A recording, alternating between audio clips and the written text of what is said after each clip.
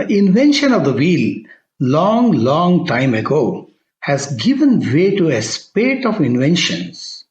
This breakthrough heralded the evolution of science and technology. The bicycle was one of the early applications of the wheel. The bicycle made way to a motorized bicycle called the motorbike. Ever since the first motorbike was invented, it has remained a popular mode of transport till date. People love to ride the motorbike. Bikes that run on IC engines are so powerful these days that you can buy a 2500cc bike if you wish.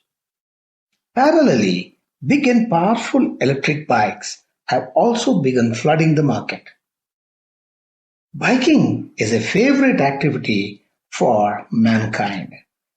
You can see all kinds of biking activity like the bike racing, the on-road, the off-road, the mountain biking, the terrain biking, the long distance biking, the solo rides, etc.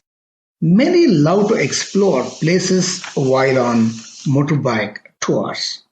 Many go on long motorbike tours for a specific purpose, just like the bicycle tour.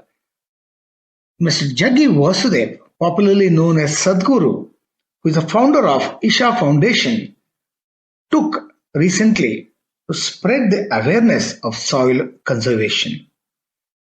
Sadhguru rode across 27 countries on his BMW motorcycle. The hero of this podcast episode, Mr. SUHAS Shastry, is a solo bike rider and is the first Indian to embark on a journey of 24,000 miles or 28,600 kilometers from the Arctic Ocean all the way to the Antarctic Ocean. This arduous journey took him 6 months to complete. This is Vishwanath, your host, and you're listening to Winning Edge Talks podcast.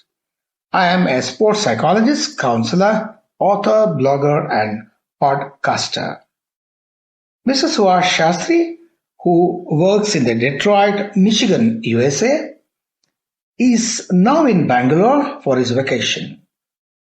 He has taken the time off for some conversation about the adventurous tour he took a few years ago across the two mighty oceans. Come, let's get talking to SUHAS Shastry. This conversation comes with a 2-part series of episodes. You'll now be listening to the part A of this conversation. SUHAS, thanks for joining me with this conversation for my podcast, Winning Edge Talks. It's nice having you. First of all, congratulations on your solo bike ride from the Arctic to the Antarctic Ocean that lasted for 6 months and covered 24,000 miles or 38,600 kilometers. So, over to you, SUHAS. Hi, good morning, Vishwanath. Thank you for giving me this opportunity. So first of all, my name is SUHAS and I grew up here in Bangalore.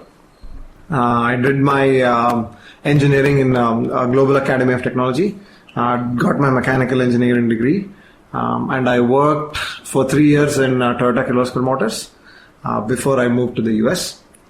I moved to the US for higher studies. I got my master's in automotive engineering and have been in Michigan since then. Oh, very nice. Since when is your interest in bike riding? When did it start actually? Okay, so my interest in motorcycling I think started during my engineering days. We used to go on bike rides to Madur Coffee Day, to Mysore, to Ooty, to Pondicherry, and this is how the interest started in long distance motorcycle riding. Oh, very nice. Maybe this led to your this long journey, the arduous tour between the two mighty oceans. And you also told me that you had taken a long ride across the United States. Tell us more about it. Correct. So in the year 2016, right after I finished my master's degree, before I started my work, I went on a motorcycle ride across the US.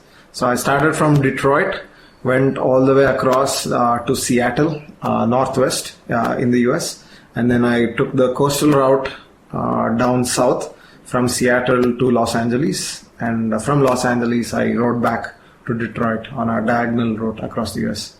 So that was about 9,000 miles in 1 month. Oh, very nice. Very exciting. They say United States is not the same all over. It has many other geographical areas and different weather conditions and there are deserts, there are mountains, there are cold weather. So, was it something new for you to explore the entire United States? Correct, yes. And that is correct. For every 200 miles, there is a change of landscape in the US, especially out in the west. You see Rocky Mountains, and 200 miles later, you see Arizona desert, and then 200 miles later, you are in the ocean. So it is very varied, and for me that was the first time experiencing something the variations in landscape, something so drastic. It prepared me for the Alaska to Argentina trip actually. Okay, thank you. For a biker, that to a long distance biker, the bike is everything. I'm curious to know about your bike that on which you travel the entire between the two oceans, from the Arctic to the Antarctic. Which bike was that? Okay, yeah, it was a Triumph Tiger 800. It is also actually available here in Bangalore and pretty common too, actually. I have bought that bike in 2016. I bought it used. It already had 4,000 something miles on it. And today it has 50,000 miles. So I've used it to a very good extent. And it's been good. Actually, I've had no problems with the bike except for minor maintenance issues. I definitely recommend if someone's doing an adventure like that. Okay. So coming from a biker who has done 24,000 miles in one stretch, definitely riders who are confused on which bike to use, maybe inspired by what you said about the Triumph. Okay, nice, Suhas. Okay, you are the first Indian to complete this solo ride across the Arctic to the Antarctic. Tell us, how did you hit upon this idea and how many months of planning and preparation did it take? I understand the biggest challenge for a biker is this, he needs to be very steady, his body needs to cooperate. Definitely a person who doesn't have the practice in going long distance on a bike would suddenly end up with a lot of fatigue and backache and all that. Or did it take a lot of physical conditioning and mental preparation and other things? And I'm also eager to know during what period you did this long journey. Okay. So to answer the first question, how I came across this idea. So there is a route which goes all the way from top of Alaska to bottom of South America, and it is called the Pan American Highway.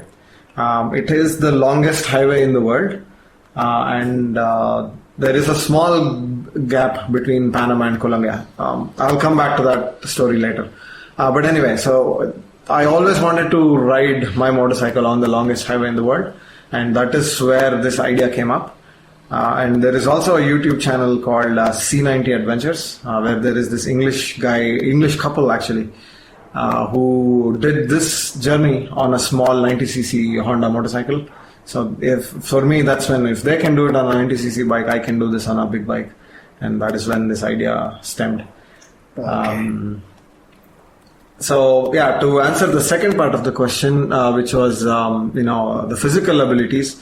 Yes, there is some basic fitness that you need to endure long distances on a motorcycle. But in my case, whatever physical, let's say for example, back pains or arm pains or whatever, if I've had it in the first couple of days and magically your body gets used to it because you're doing that all day, every day, for a very long period of time. That happened to me. The first couple of days I had a few pains here and there, but third day it was all gone and my body was adjusted to it. Yeah. Very exciting. Now coming to the mental part. Now, to take a tour that would last 6 months in varied conditions, going across countries, I think you covered more than 24. How many countries did you cover in the whole stretch? 16. 16 countries. Meeting different authorities, all those passport thing and other things. I'm definitely sure you're going to talk about this later. And yes, when you leave home and you're away from home for 6 months, venturing into unknown territories and uncharted territories, there's a lot of challenges, and you're on your own, and you have to eat whatever you lay your hands on to, and there's a lot of mental challenge. If you don't have the courage, the confidence, the belief, very difficult to accomplish this thing. And knowing yourself, what have you say about yourself and your raising your mental, the challenge, raising up to the challenge, and in fact, how did you prepare for it mentally? Okay, mental preparation, that's something you can't really prepare until you're actually on the journey, doing what it takes to keep going. But yeah, certainly there were a lot of challenges, be it bureaucracy, be it food, be it weather.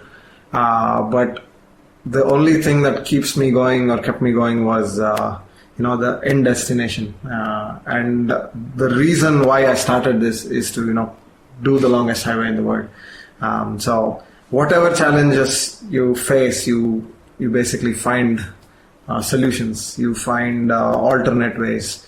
But ultimately, you have to keep going. You have to reach the end destination. That's on your final destination. After having faced all these challenges, how did you feel as a person?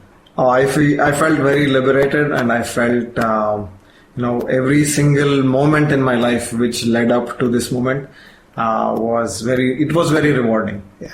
Having faced all these challenges and coming out successfully made you more to believe in yourself, more mentally stronger.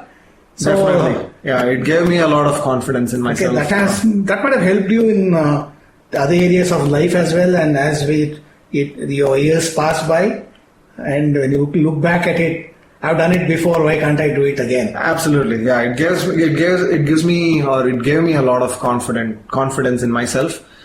In other aspects, be it professionally or personally, that I can, even if it's difficult task.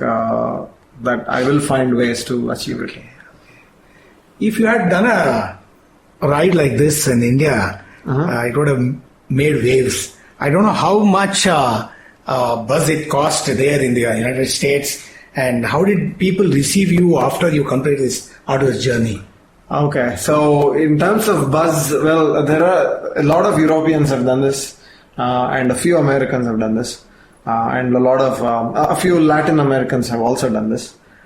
So it is not, it is pretty uncommon, although you do hear here and there for the Westerners doing this. But when it comes to reception, unfortunately, when I came back, it was peak COVID time. I came back March 2020.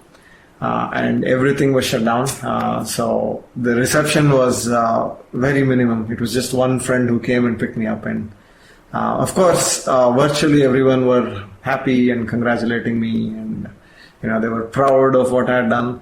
But physically there was just a couple of friends who were there at the airport with me to receive. Yeah.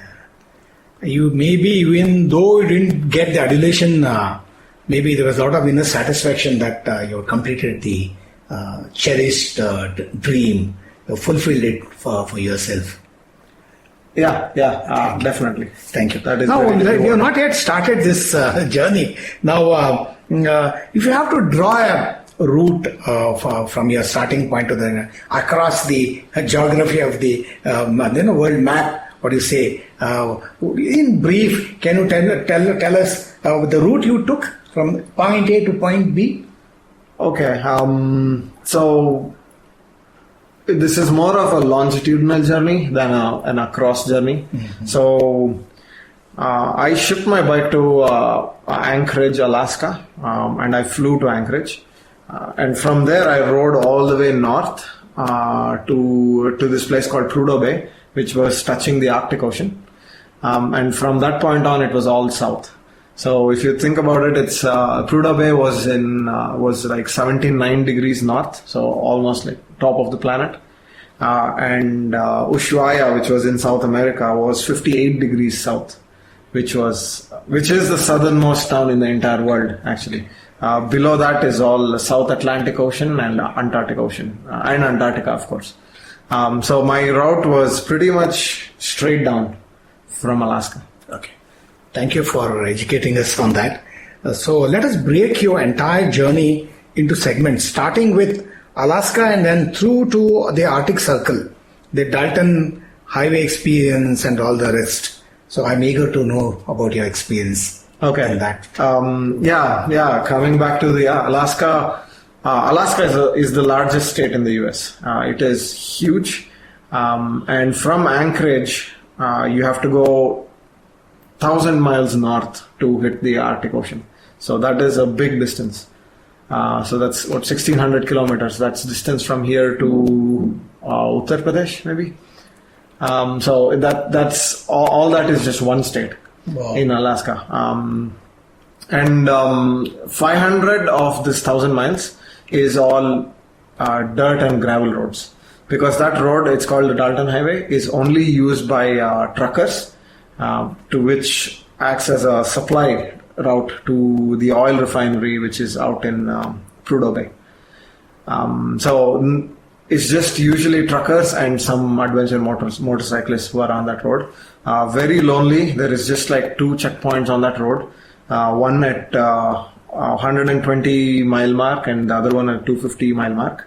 And the last 250 miles, there is absolutely nothing. No settlement, no human contact anywhere. It's just this one road which goes over the Arctic tundra.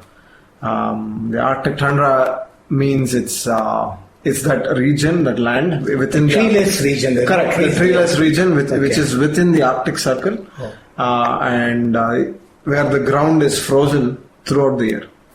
And they've laid a road on top of this frozen ground. Okay. And that will reach Prudhoe Bay. Prudhoe Bay, like I said, it touches the Arctic Ocean. And there was a tour which took us to the Arctic Ocean, and I even managed to take a dip in the ocean. You were speaking about that. Yeah. Oh, it must have been very cold. It was very cold. I would probably never do that again. Coming back from Prudhoe, it was the same route. Back down to the lower part of Alaska, and then I crossed over into Canada. Maybe you were frozen at that time, or you took a dip. How did you regain your body temperature? Luckily, there was a tour bus which was waiting just a few yards from the ocean, and I literally ran from the ocean into the bus. And inside the bus there was, it was temperature controlled, so it was warm. Oh, nice. But after that, I had to get on my bike and ride in the cold. It was a different story. But at least temporarily there was some warmth. Yeah. Nobody to pacify you or, pamper you. You have to manage on your own and talk to yourself. Code yourself and get along the way. Yeah, very difficult. So your next destination was Canada. Describe the experience. You told me that you passed through the British Columbia and saw some national parks out there. You were also lucky to spot a few black bears. How exciting. Yeah. So Canada, as soon as I entered Canada, it was pretty lonely because north and northwest of Canada, there is absolutely nothing. It's just complete wilderness and a few timber wood cutting operations running there. Apart from that, there's not much. It starts getting a little more populated. You start seeing some towns as you come south, especially as you enter British Columbia. British Columbia, I saw 2 national parks which are world famous. They're called Jasper and Banff National Parks. They were pretty amazing. They are in the heart of the Rocky Mountains. in the Canadian Rockies. And they have this beautiful turquoise blue, snow melt water, glacier melt water, which forms lakes, and then beautiful Rocky Mountain backgrounds. It was easily one of the most beautiful destinations on the whole trip. Actually, quite nice. Were you lucky to spot some wild animals, except those bears, those Yes, herds, and yeah, there was this stretch called Stuart Cassier Highway, which is notorious for spotting a lot of black bears. And I did see like 13 black bears in a stretch of an hour's travel. But they were not, they were not aggressive or anything. They were used to humans and traffic going on that road, so they were just, going into the bushes and hiding. Apart from that, I saw moose. Alaskan moose with like giant antlers and everything. That was up in Canada. That's about it. How far is this place from Yellowstone? I would say about 1,000 miles, maybe slightly less. Too far. That's far from Yellowstone. Yeah. And to spot a pack of wolves is almost impossible. Yeah, in the wild, it is very rare. It takes a lot of waiting. Yeah. And okay. Now you moved through Vancouver and into Seattle and then on to Mexico. You told me you had a harrowing experience at the Mexican border because you forgot to get your visa or passport stamped. How about that experience? Okay, yeah. First of all, riding through Alaska, Canada, and lower United States, I was used to that because I've lived in the US for long. So it was nothing different. So it felt like it was basically they all speak English, so it was comforting to travel through there. And as soon as I entered Mexico, it was completely different. Like nobody spoke English. It was traffic everywhere and chaos everywhere. It made me think. I'm like, okay, why am I doing this? I have a good job. I am settled. Really? Why am I going through this? Momentarily, yes, that hit me. But again, I reminded myself of the ultimate destination, and I wanted to keep going. Anyway, that apart from that feeling I had, there was this border crossing issue that whenever the previous borders I crossed, from Alaska to Canada or Canada into the US, there is obviously a lot of border security checkposts where people stop you, they ask you why you're going, what you're doing, etc., etc. But I expected something similar entering Mexico, but that did not happen. I exited US and then the road sort of went through a bunch of gateways or guideways, I should say, and then there was no real security gates or anything, and then I saw a big sign which said "Welcome to Mexico," which was a surprise because I had to get my passport stamped. So I stopped and asked police officers, and they spoke zero English, I spoke zero Spanish, so I used Google Translate. Like, I need to get a passport stamp, where do I get it? So they're like, no, Baja is a free zone, because that is where I entered, Baja in Mexico. Baja Peninsula in Mexico. Okay. And the police said it was a free zone and it doesn't require any passport stamps. So I believed him. So I went on. I continued into Mexico without the passport stamp. And I rode 60 kilometers south of the border, and I stayed in this town called Ensenada. That's where I started reading. Is it safe to travel without a passport stamp? Then I realized Baja, the police officer was actually correct. Baja was a visa-free zone. But what he did not know was I had to go from Baja to mainland Mexico at the tip of Baja Peninsula. I was. How far is that? That tip from top to bottom is 1,500 kilometers, 1,200 kilometers or something. And from the bottom, obviously, it doesn't make sense to come all the way top. So I was going to catch a ferry from the bottom of the peninsula to mainland Mexico. And to go to mainland Mexico, you need a passport stamp. They won't allow otherwise. And there is no facility at the bottom of the peninsula which would give me the stamp.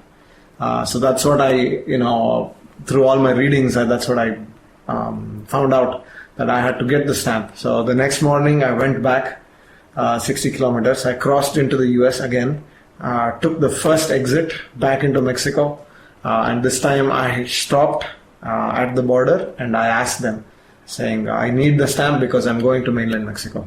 So that was the experience where I had to stop and ask for a passport stamp. Now, as a sports psychologist and a mind coach, I am curious to know this. To a normal person, if these unexpected situations crop up, they can tend to get panic, they can panic. They can get stressed, they can become anxious, worried and totally stressed out. Now, these moments require you need to be in the present, we need to be calm, we need to anchor your courage and to be able to face it. How did you feel at that moment that you have to get back and do all this? Maybe sometimes you realize that you made a mistake of not getting it stamped. Then how did you? I would like to call myself a normal person, but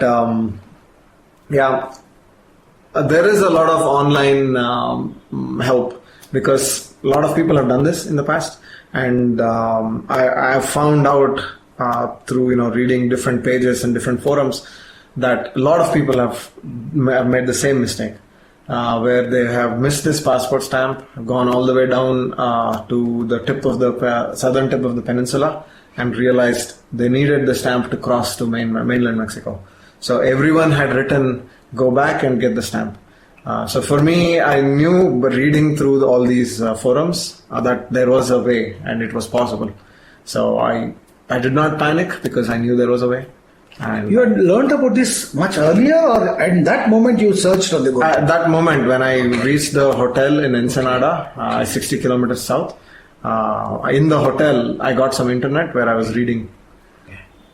Let me tell you, I compliment you for this. I appreciate you for being so calm. Because the normal human beings, at least a few of them, when they get stressed out, they tend to choke. Where brain freezes actually. Nothing works. You don't even get that idea that you should Google and find out. You're totally you're like a deer in the headlight, complete unable to know what next. Your brain is not functioning. So here, your mental stability and courage and to be able to accept what has happened and find a way out. That's what you have done. I really appreciate how you handle that situation. It is very important to stay calm in events like that. Okay, very nice. Getting panic doesn't actually help you. Yeah. Okay. You pass through the mainland Mexico here, isn't it? And you speak a lot about their culture, how similar it is to India and the food and other things. I'm curious to know about that because about the similarity. That was actually a surprise to me as well, because Mexico was very similar to India in terms of culture and food and people even. They're very kind and friendly. And also geographically, Mexico lies in the same latitude as India. So they have the same sort of weather pattern, the same sort of, tropical scenery. It was very similar. And Mexicans are also, they have heard a lot about India, and they know that India is very similar to Mexico. They've heard such stories their side as well. And they were very curious, and they used to come to me and talk to me, ask about India. And, the most similar was the food, in terms of how spicy and rich and flavorful it was compared to the rest of Latin America. What do you call those things, the Mexican things that you get in our restaurants also? The burritos, tacos. Yes. Yeah. You get the vegetarian variety also? Yes, there is plenty of vegetarian options. You found some relief eating all those? Yes, definitely. Compared to bland food in Canada and the US, Mexico food was... Oh, that's great. Very welcoming. Okay. Now, you left Mexico and you had to pass through the Yucatan Peninsula, and now you had to enter those first of the 7 countries, right? Central American countries. Now we are approaching Central America. Correct. And the first country was Belize. Belize, yes. Yeah, please, it's your turn. Okay, yeah. Belize is like a little Caribbean culture influential country. It's a relatively new country. I think it was formed somewhere in the 80s. I could be wrong. And it was the only English-speaking country, beyond Mexico and all the way down to Argentina. So basically, after Canada and the US, Belize is the only other English-speaking country on this whole trip. And I liked it. There was some Indian food options in Belize as well. Some Indians have gone and settled out there. And it's a little tropical paradise. I loved the relaxed culture the people have there, and the food, and just being there was very, very relaxing. Tropical in the sense there were some beaches. Yeah, there was a lot of beaches. Sun and sand. Correct. And there was these ancient Mayan ruins. Yes. That was more in Guatemala actually. But yeah, there was some in Belize as well. Mm-hmm. I wanted to ask you about that. I follow a lot of this ancient world. I watch a lot of ancient aliens and all these episodes. And I was always interested. Mayans have had a civilization, something similar to Mesopotamia, our Dwarka and our Indus Valley. They were very ancient. It's more than 10,000, 12,000 years ago. They were all washed off during the Great Flood. And the modern day researchers and the archaeologists say it's all about 1,500 years. There's a lot of controversy behind that. Okay. But it's really curious. Mayan, so heard about the Mayan calendar, Mayan thing, and they had predicted that the world will collapse in 20 or something like that. Or something. But that didn't happen. Yeah. There's a famous Mayan calendar, whatever they call. A lot of history behind it. A lot of ancient history. Not just history, it's ancient history. Very good. You went through the ruins and had a look at it? Correct, yes. So there is this place called Tikal in Guatemala. Tikal, okay. And that is full of Mayan ruins. It's actually a UNESCO World Heritage, and it was a very good place to visit, because I was there during the monsoon time, and the jungle around the Mayan ruins was like lush green, and it was perfect. I really liked the place. Wow. I spent a full day exploring these ancient temples and ruins. Do you enjoy roaming around, exploring by yourself, or you don't feel that you want somebody with you with whom you can spend some time and just go along? I mean, it will be nice to have some company, but I don't complain that I'm alone or anything. Because it's a solo trip once again. Yeah. And also, you'll see a lot of people. You'll meet a lot of people if you're traveling solo. Okay. So, as far as the Guatemala experience is concerned, the Mayan ruins was one of them. And your next destination was El Salvador. Correct. Yes. And you had a terrible experience with customs officials there. Correct. So I was crossing from Guatemala to El Salvador. And typically any border crossing, it's like when you're exiting the country, they stamp you out, and they take the temporary import permit for your motorcycle away. And when you enter the next country, they stamp you in and they give you a new import permit for your bike. So that's a pretty standard process. So in this case, when I was going from Guatemala to El Salvador, exit was pretty normal. Stamp out and they take the import permit. But while entering El Salvador, they stamped me in on my passport. That was not a problem. But printing the temporary import permit for my motorcycle was taking long for some reason. So I asked them what is going on. They're like, maybe there is some system issue. Please wait. So that 1 hour, 2.5 hour rolls by. It's still not printing. I go back and ask them. They were like, yeah, I think there is still some issue. We're not able to print your import document. We don't know what's happening. Give us more time. So I was like, okay, I was super hungry at this point. So I went to a local nearby restaurant and I was eating there. As I was eating, there were these 3 border officers who came into the restaurant.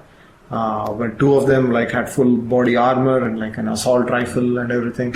They sat next to me on the table. They patiently waited, till I finished my food. I paid the bill, and as I was walking out, one of the guys showed his cell phone, showed a picture on his phone, a picture of my motorcycle, which was parked back at the border, and he was like, "Is this yours?" I was like, "Yes, this is mine." In English? Yeah. Not really. He just pointed the picture and was like, "Was that you?" Okay. I was like, "Yeah, that's my bike." So he's like, "Follow me," and he took me into a cop car, where he made me sit in the back seat, where prisoners sit or criminals sit or whatever. In the cop car, they took me back to the border, and they told me that my motorcycle was flagged by Interpol, and that is why they are not able to generate the import permit.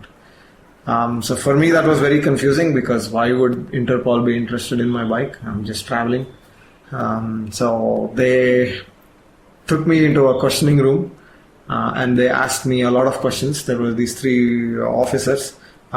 Luckily, one of them spoke a bit of English, so I was able to manage. I tried to explain where I was coming from, where I was going, what I wanted to do, and I showed them all the passport stamps from all the countries that I had been through so far. So they understood. I even showed the booking that I had from Panama to Colombia, where I had to ship the motorcycle across. So the story was more and more believable to them. And they checked through every inch of my luggage on my motorcycle. They found nothing suspicious, obviously, and they were like, you seem legit.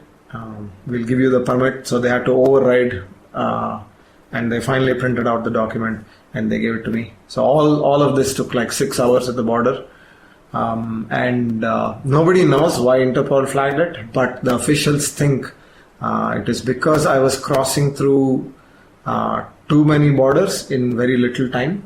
Interpol, Maybe you were trying to run away or escape. Maybe, or illegal immigrant. Trying to smuggle something or something like that. Okay. So that flagged my motorcycle number plate. Okay. Finally, it was solved and I was through. And this part of the world is known for its drug-related activities. Famous drug lords from there, and are this strict because of that drug smuggling and the trafficking? It could be. Yes, it is known for a lot of drug trafficking, but I didn't obviously see any of that before my eyes. But it could be. I do not know. Like I said, I don't know. Even the border official didn't know why that happened. What happened? And for such lengths of the road, you were traveling alone in an unknown place. Were the fears of this highway robbery, thuggery, and this kind of thing? There are no such fears out there? I was warned that there could be, especially in Mexico, but not really. I think people read news and they get worried, but reality is different. One case is enough for it to become viral, isn't it? Correct. Yeah. Yeah, very nice. Okay, now you're passing through Guatemala and Honduras, right? Honduras, yes. And then to Nicaragua. So, any experience in this route? No, I had to cover some distance because I had to catch the boat which was departing Panama. Okay. So I didn't really have much time to explore in these countries. Honduras and Nicaragua, yes, I saw a couple of volcanic mountains. One of them where I actually could see the magma.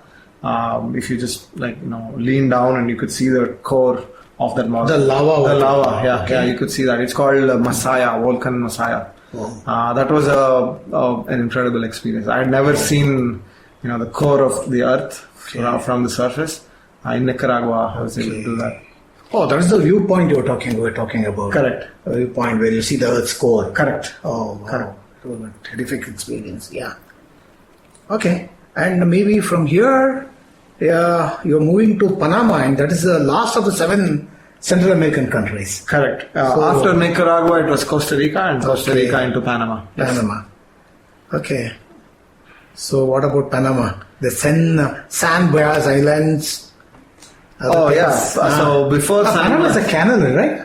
So Panama has the Panama It's Canal. famous for the shipping where they pass through the narrow canal. And please, I'm all yes. Oh yeah. So Panama, of course, it's famous for the Panama Canal.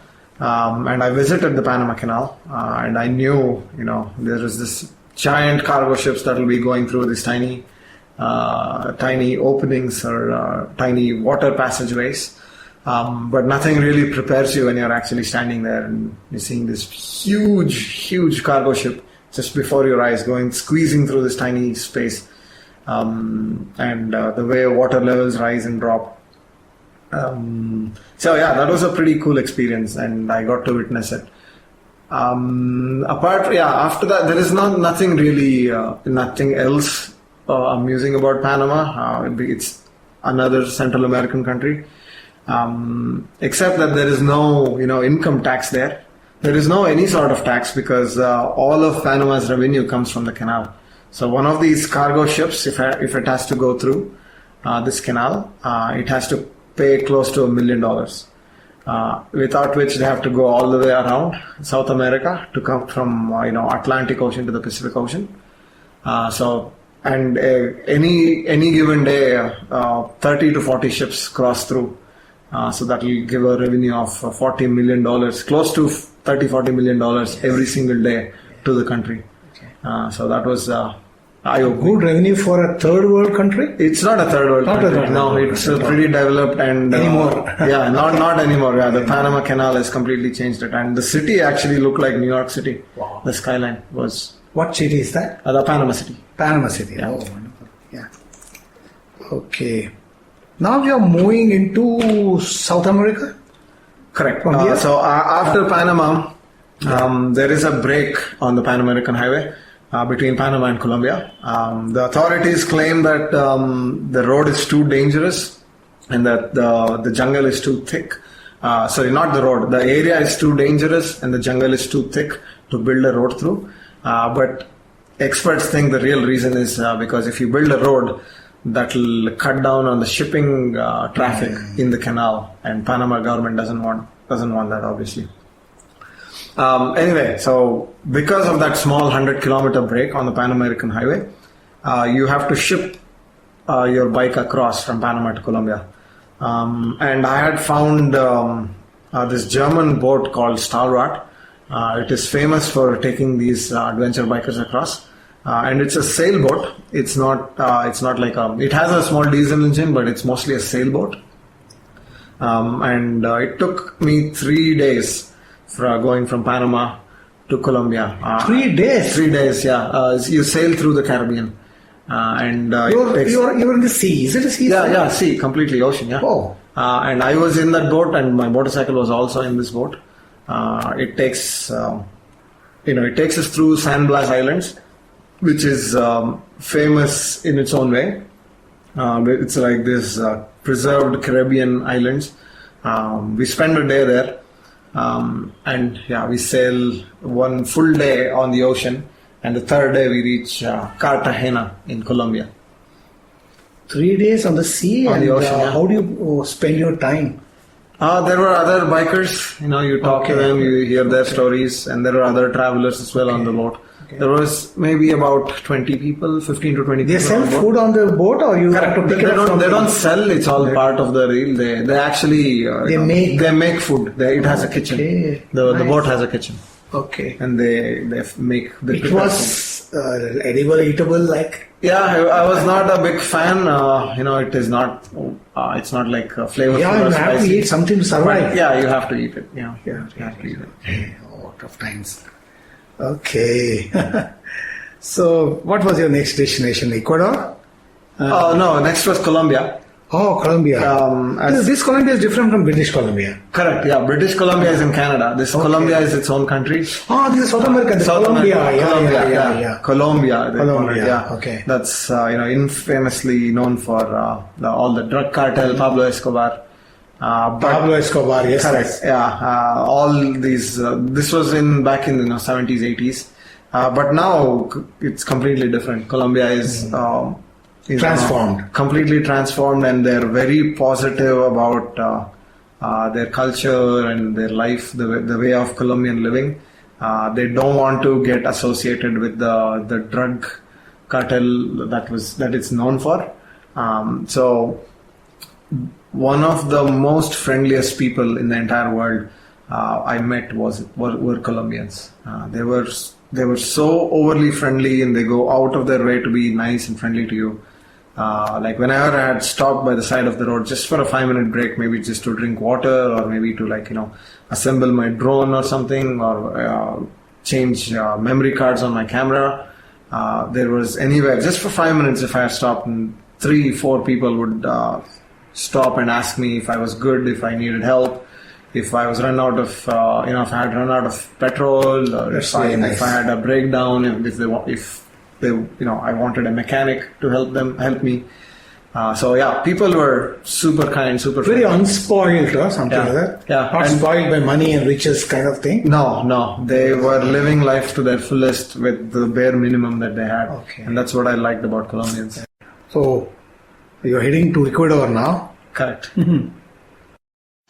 Dear listener, I am in conversation with Mr. Suhas Shastry, who is the first Indian to cross the Arctic Ocean to the Antarctic Ocean with his solo bike ride. Now, you are listening to the part A up until now. Let's head to the part B in the next episode. Thank you for listening.